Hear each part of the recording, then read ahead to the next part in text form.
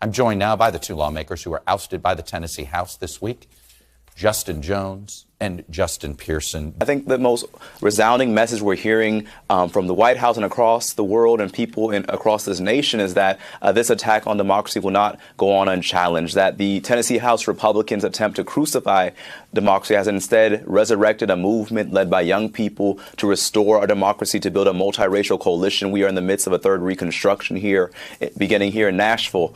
And I think what, the message is that we will continue to resist, that this is not the end of that their decision to expel us is not the ultimate authority, but that the people will hold them accountable both at the county level and in the special election and going forward there are through our legal processes. The reality is an institution filled with people who are more concerned about supporting the NRA and supporting the Second Amendment than it is protecting the First Amendment rights of children and teenagers to be able to come to the Capitol and advocate for gun violence prevention laws is not the type of legislature that we deserve and need to have in the state of Tennessee. Following the expulsion of two Black Democratic representatives from the Tennessee state legislature, one of the two has since been reinstated, the Nashville representative Justin Jones. Today, Wednesday, Memphis will be holding a similar vote to potentially reinstate its own democratically elected representative, Justin Pearson. Now, Pearson is saying that the state GOP is threatening to cut local funding if he's reinstated. So in case you missed this story, it's a big deal. After a Nashville shooting left 6 dead, 3 Democratic representatives, one from each of Tennessee's major metropolitan areas, chose to support their constituents in the anti-gun protests that followed the shooting. Those 3 representatives, again all Democrats representing large Democratic metropolitan populations in the state and all democratically elected, were threatened with expulsion by the GOP-run state legislature on grounds of decorum. 2 out of 3 of them were expelled, Justin Jones of Nashville and Justin Pearson of Memphis, both young Black men. Gloria Johnson of Knoxville, a white woman, was allowed to keep her seat, surviving the threat of expulsion by just 1 vote. Now, I mention race because it feels relevant here, whether or not that can be proved definitively, and because Johnson herself believed it to be a factor in determining which of the now infamous Tennessee 3 were expelled and which was saved. It's very apparent that race was a factor.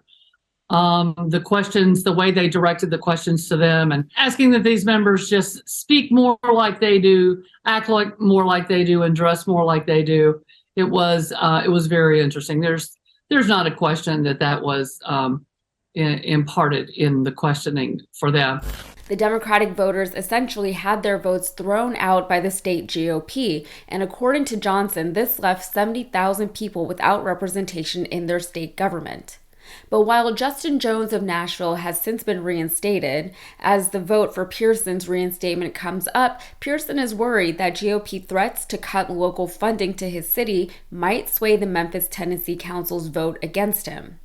Pearson said that he has, quote, heard that people in the state legislature and in Nashville are actually threatening our Shelby County commissioners to not reappoint me, or they're going to take away funding that's in the government's budget for projects that the mayor and others have asked for. This is what folks really have to realize. The power structure in the state of Tennessee is always wielding against the minority party and people. I think our presence as young Black voices for our constituencies, people who will not bow down, those who will not be conformed. That's what put a target on us the day we walked in the Tennessee General Assembly. I mean, this is the first time in Tennessee history we had a completely partisan expulsion by a predominantly white caucus. All but 1 member of their caucus is white out of 75 members. And we are the 2 youngest Black lawmakers in Tennessee. And so what we saw was a system of political hubris. This was not just an attack on us, but it was an attempt to silence our districts, predominantly Black and brown districts who no longer have representation. 78,000 people in each of our districts do not have a voice, do not have someone to deal with their constituent relations, are silenced. And that's what this is about. It's about the people whose voices have been taken on Capitol Hill. To corroborate his statement, Shelby County Commissioner Erica Sugarman said that local officials are, quote, being threatened by the state to take away needed funding to run our schools, to run our municipalities. This is about bullying people into submission, and enough is enough. We've got to stand for something or fall for everything, and we've been bullied by the state for too long. What's happening in Tennessee is fundamentally undemocratic. It's allowing leaders to choose leaders. It's allowing those already in seats to determine who fills the seats below them.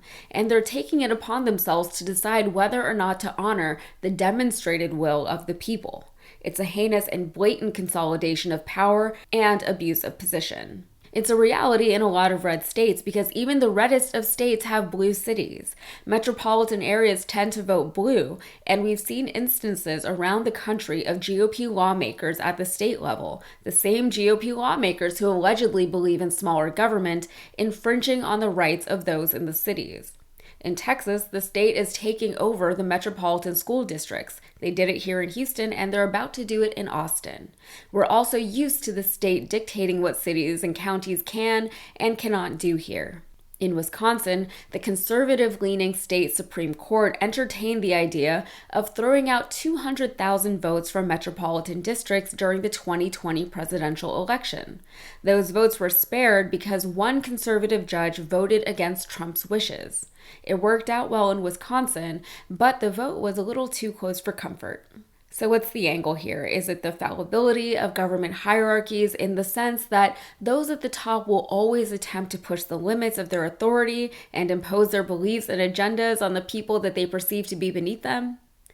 Is it the inherent flaws within our current system of representation, in which more densely populated democratic areas often get less functional representation in government than those in the more rural areas? Is it an exploration of what form of government this country is actually practicing, as opposed to the one we profess to be the world leaders in, to the point that we've used the quote-unquote spread of democracy to justify our endless meddling in foreign affairs? Is it the apparent racism of these expulsions? Is it the irony of state leaders finally taking action following a shooting tragedy, but taking an action that not one of those protesters was asking for? And that they did it the same day that over 1,000 students walked out of their classrooms in protest.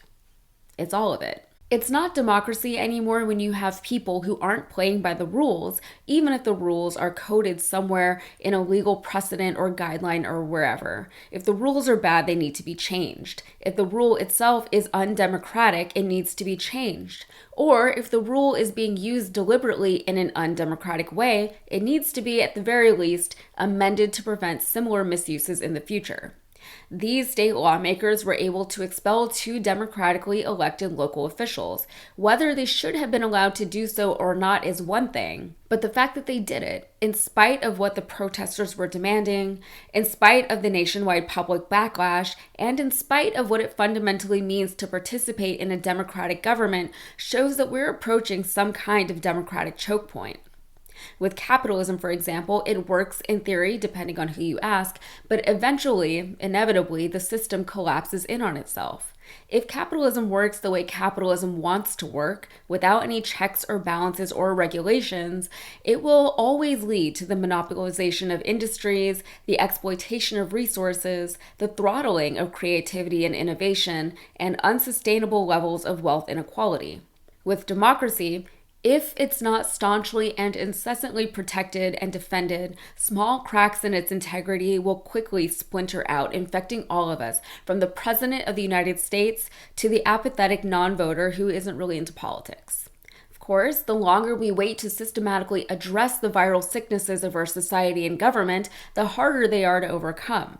For instance, in Texas, every time the Dems lose a statewide election, the state GOP makes it even more difficult for us to win next time, even at the local level. They don't want us to even get close to flipping a red seat.